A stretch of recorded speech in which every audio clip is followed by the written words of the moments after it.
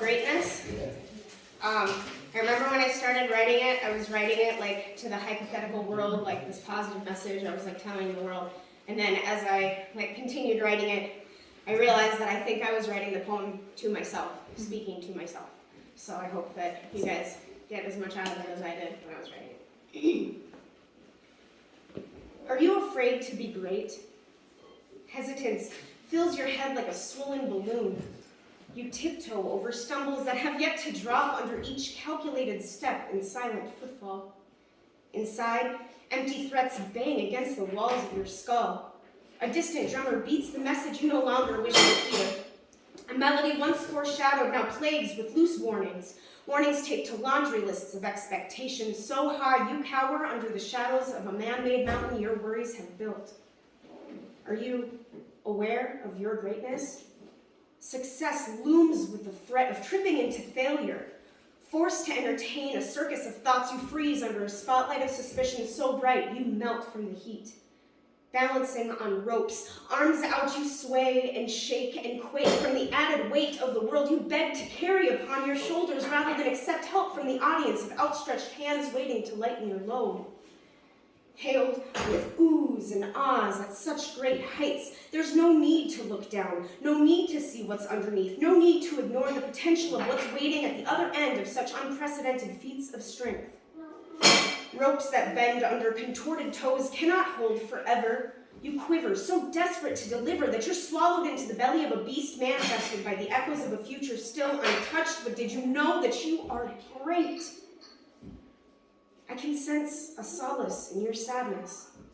Chilled words from long ago stay frozen at your side, an icy reminder of what was and so quickly could be once more. Your prickled pores act as thorns too sharp to touch. They mask a beauty dried by the myth of brutal winds and sunshine so bright that your skin would soon sear should you seek out its light.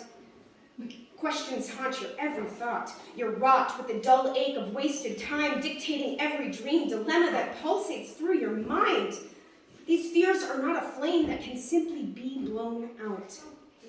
It engulfs your veins, burns from the inside out, and you wish to move or are hindered by a world so unknown that you would rather remain cold.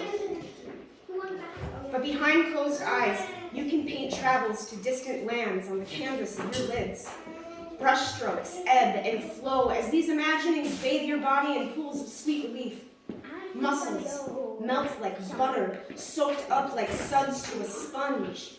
The distant hum of silence settles on your shoulders, dripping downward as a gentle snow. And at once, existence is no longer a chore, and life ceases to obstruct your visions of grandeur. For a split second, the cold has forsaken you, and you allow this newfound warmth a refuge inside your chest. Slowly, hope trickles in. It tickles at the skin, waits eagerly to begin, but there that voice is yet again, says that happiness is sin. You're too afraid of what has been. Soon the head starts to spin, because distraught is the linchpin which holds us together, and if it's pulled, we may unravel into broken pieces scattered by the wind, so we'll never be complete, always feeling obsolete. I have no power, I am weak, make it stop, I want to speak. Because I believe in your greatness. I will not listen to those words or measure the breath they take, for there is no compass that can point to your worth. You are as valid as wishes bestowed upon the stars, as flocks of birds taking flight. You will soar over valleys, aiming higher than the clouds, because no one is destined to remain flightless on broken ground.